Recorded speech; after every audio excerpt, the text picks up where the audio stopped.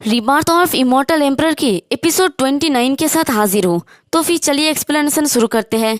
पिछले एपिसोड में हमने देखा था कि जियाओजिन उस डंडे को ब्लैकी को खाने के लिए दे देता है और ब्लैकी उस डंडे को पूरा खा लेता है और उस डंडे के अंदर से एक क्रिस्टल निकल आता है। तो जियाओजिन उस क्रिस्टल को भी ब्लैकी को खाने के लिए दे देता है। ब्लैकी उस क्रिस्टल को पूरा ही खा लेता है और उसकी बॉडी में आसपास एनर्जी दौड़ रहा होता है। इसी के साथ ब्लैकी ब्रेक थ्रू करने लगता है। ये देखिए जियाओजिन काफी ज्यादा हैरान हो जाता है और उस गुफा में एक बड़ा सा धमाका दिखता है। तो जियाओजिन ब्लैकी ब्लैकी करके चिल्ला रहा होता है और जैसे ही धुआं हटते हैं तो देखते हैं कि एक बड़े बड़े पंजे और हमारा ब्लैकी पूरा ही ट्रांसफॉर्म होकर एक बड़ा सा बीस्ट बन गया होता है। तो जियाओजिन उसे देखकर कहता है कि क्या चल रहा है, क्या तुमने कुछ ऐसा खाया जिससे तुम्हारा पेट खराब हो गया है। और उसके चेहरे को सहलाते हुए कहता है कि मेरा डॉग तो बहुत ही टैलेंटेड है, जो कुछ भी खा रहा है और उसे तुरंत ही एब्जॉर्ब कर सकता है। वैसे ब्लैकी है तो एक उल्फ, लेकिन फिर भी जियाओजिन बार बार बेचारा उल्फ को डॉग कह रहा होता है। देखते हैं कि ब्लैकी दांत निकल के हंस रहा होता है। तो उसके हंसी को जियाओजिन समझ लेता है और कहता है कि तुम मेरे साथ कुछ फाइट कर राउंड लगाना चाहते हो। ब्लैकी जियाओजिन के कंधे पे हाथ रखता है और उसे समझाने की कोशिश कर रहा है कि वो उससे काफी बड़ा है। तो जियाओजिन समझ जाता है और कहता है कि क्या तुम्हें लगता है कि इतना बड़ा होना कोई बड़ी बात है। तो ब्लैकी फाइट के लिए बिल्कुल रेडी हो जाता है। ये देखिए जियाओजिन भी अपनी पावर रिलीज करने लगता है और कहता है कि ठीक है, तो मैं देखता हूँ कि तुम्हारा कल्टीवेशन किस लेवल पर पहुंचा है। इसी के साथ ब्लैकी बड़ी तेजी से आगे बढ़ जाता है, लेकिन यहाँ पर हमें फाइटिंग का सीन नहीं दिखाया देता, बल्कि दूसरे दिन सुबह का सीन दिखाया जाता है, जहाँ पर प्रिंस के टेंट में सर्वेंट आके कहता है कि यंग मास्टर सारे फैमिली एल्डर्स आ गए हैं। तो प्रिंस बहुत ही ठाठ में बैठा होता है और कहता है कि उन सभी को अंदर आने के लिए कहो। सर्वेंट कहता है कि ठीक है और देखते हैं कि अंदर एक मोटा और एक पतला एल्डर आता है और मोटा एल्डर कहता है कि यंग मास्टर हम आ गए। तो प्रिंस उन दोनों को कहता है कि आप दोनों एल्डर्स बहुत ही हार्ड वर्क करना। तो मोटा एल्डर कहता है कि यंग मास्टर हमने सुना है कि आप क्रिस्टल वेन के अंदर एक अमेजिंग और को ढूंढा है। तो सर्वेंट कहता है कि करेक्ट, थंडर क्रिस्टल वेन में ना सिर्फ हमें अमेजिंग और मिला है, बल्कि हमें एक मैजिकल ट्रेजर भी मिला है। मुझे आप एल्डर्स को वहां ले जाने के लिए अलाउ करें। तो मोटा एल्डर कहता है कि ठीक है, चलो चलते हैं। तो वो चारों ही फिर से वेन के अंदर चला जाता है और सर्वेंट उन लोगों को बताता है कि इस अजीब चीज के बारे में मैंने ना कभी सुना है और ना कभी ऐसा चीज देखा है। जब आप दोनों इसे देखेंगे तो आपको डेफिनेटली ये अजीब लगेगा। अभी प्रिंस चिल्ला के कहता है कि वंग जॉन तुम्हें इसे एक बार देखने की जरूरत है। प्रिंस की आवाज सुन के सर्वेंट तेजी से आता है और कहता है कि क्या हुआ। और सामने देखते हैं कि वो पिलर गायब है और ऑब्वियसली हमें पता है कि ये जियाओजिन ने उठा के ले गया है। वहां पर पिलर को ना देख के प्रिंस काफी ज्यादा गुस्सा हो जाता है और कहता है कि वो अजीब चीज कहाँ है, वो कहाँ पर चला गया, मेरा स्ट्रेंज पिलर कहाँ पर है। तो सर्वेंट कहता है कि जल्दी मत करे यंग मास्टर, सिचुएशन में मुझे भी नहीं पता कि क्या हो रहा है। तो मोटा एल्डर कहता है कि ऐसा लगता है कि किसी और को ये पहले से ही मिल गया है। ये सुन के प्रिंस गुस्से में कहता है कि इम्पॉसिबल, ये डेफिनेटली पॉसिबल नहीं है। तो सर्वेंट कहता है कि यंग मास्टर ऐसा लगता है कि। तो प्रिंस चिल्ला के कहता है कि डैम इट, कौन हमारे रॉयल फैमिली के खिलाफ जाने की हिम्मत करता है। वांगजोंग मेरे लिए माउंटेन को सर्वे करो, भले ही मुझे इस माउंटेन को 3 बार पलटना पड़े, फिर भी तुम्हें मेरे लिए उस पर्सन को ढूंढना होगा।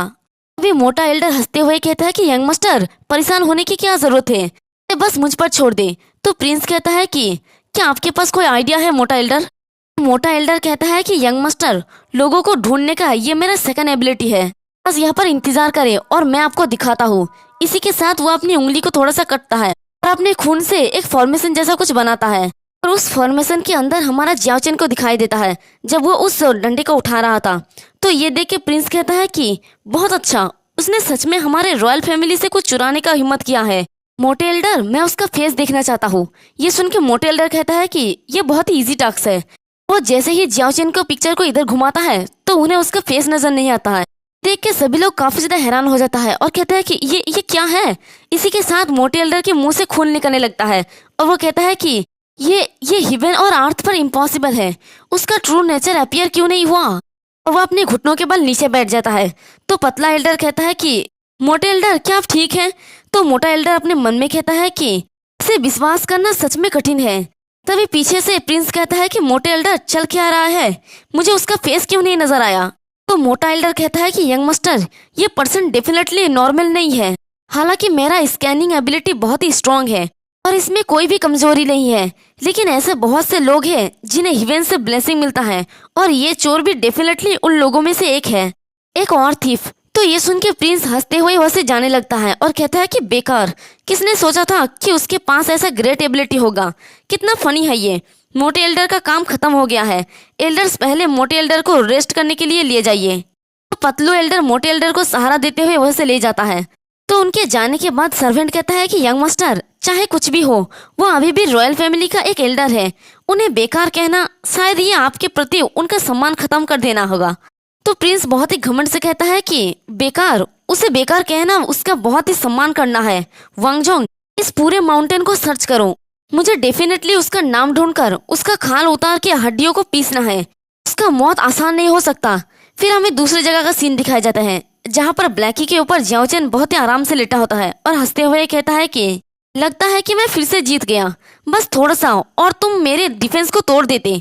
और देखते हैं कि बेचारा ब्लैकी के सर में एक छोटा सा आलू उग गया होता है और वो ऊ करने लगता है। तो जियाओचेन उसे कहता है कि सॉरी, फाइट करते टाइम तुम्हें चोट पहुंचाने के लिए।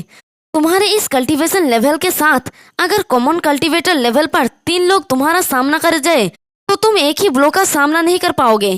तो ब्लैकी सर हिला के हाँ कहता है।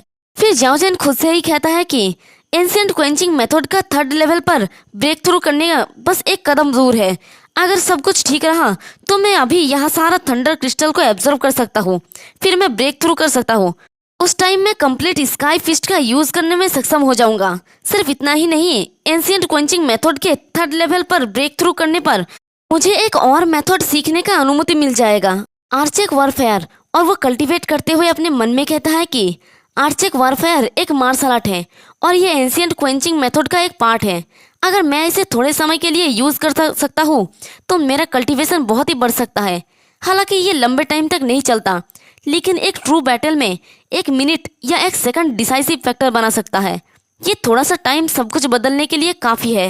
वे आसमान में पटाखा फूटते हुए दिखाई देता है। तो उसे देखकर जियाओचेन कहता है कि ऐसा लगता है कि रॉयल फैमिली पहले ही अपीयर हो चुका है। ब्लैकी, चलो पहले यहाँ से चलते हैं। हमें एक टेंट का सीन दिखाया जाता है। वहाँ पर फैटी एल्डर बेड पे लेटा होता है और वो कहता है कि ये रॉयल फैमिली सच में हमें कुछ भी नहीं समझता, अच्छा या बुरा। मैं अभी भी इस रॉयल फैमिली का एक एल्डर हूँ। उसके मन में मेरे लिए बिल्कुल भी सम्मान नहीं है।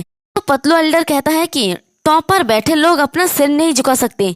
तो ये सुन के मोटा एल्डर कहता है कि ये अफसोस की बात है कि सबसे बड़ा प्रिंस की मौत हो गया है। अगर ऐसा नहीं होता तो हमें ये सब सहने की जरूरत नहीं पड़ता। वे पतलू एल्डर पूछता है कि क्या सन गोंगजी वापस आ रहा है। तो मोटा एल्डर कहता है कि तुम्हारा मतलब क्या है। तो पतलू एल्डर कहता है कि आप बहुत ही विथड्रॉइंग हो, चिंता मत करो। फिर हमें क्रिस्टल वेन का सीन दिखाया जाता है। वहाँ पर सब लोग क्रिस्टल इकट्ठा करके वहाँ से ले जा रहा होता है और वहीं पर 2 लड़के कहता है कि ओ गॉड, बहुत ही गर्मी है, चलो थोड़ा सा आराम करें। और वो लोग वहीं पर बैठ के आराम करने लगता है और उसी के पास में ही एक पत्थर के पीछे कोई छुपा हुआ होता है। वो दोनों लोग आपस में बात करते हुए कहता है कि हम ऑलरेडी कई दिनों से खोद रहे हैं, इन दिनों मैंने तो सवार भी नहीं लिया। उनके पीछे से वो छुपा हुआ आदमी उन लोगों की क्रिस्टल चुराता है। हंसते हुए बड़ी तेजी से वहां से भाग आता है। तो वो चोर सारा क्रिस्टल को एक पत्थर के ऊपर रखता है और उन लोगों को एब्जॉर्व कर लेता है। तो वो हंसते हुए कहता है कि मैंने कभी नहीं सोचा था कि दूसरों की कल्टीवेशन को कंज्यूम करके मैं इतना ज्यादा स्ट्रांग बन सकता हूँ। मेरा स्ट्रेंथ पहले की तुलना में एक नए शिखर पर पहुंच गया है। देखते हैं कि उस बुढ़े की आंख लाल होता है एकदम और उसके वैम्पायर जैसा दांत भी होता है। तो वो ऊपर से सब लोगों को देखते हुए कहता है कि इस रॉयल फैमिली ने जो वर्कर्स भेजा है, अगर मैं उनके सारे कल्टीवेशन को कंज्यूम कर लेता हूँ तो मेरा स्ट्रेंथ फिर से इम्प्रूव हो सकता है। वो धीरे धीरे हवा में डिसअपियर होने लगता है और अपने मन में कहता है कि इस तरह मैं अपना बदला ले सकता हूँ। वैसे आप लोग मुझे कमेंट करके बताना कि ये बुढ़ा आखिरकार कौन है। इसी के साथ हमारा ये वाला एपिसोड भी खत्म होता है। एक्सप्लेनेशन पसंद आई तो कमेंट करके जरूर बताना। वीडियो को लाइक और चैनल को सब्सक्राइब कर देना। शुक्रिया।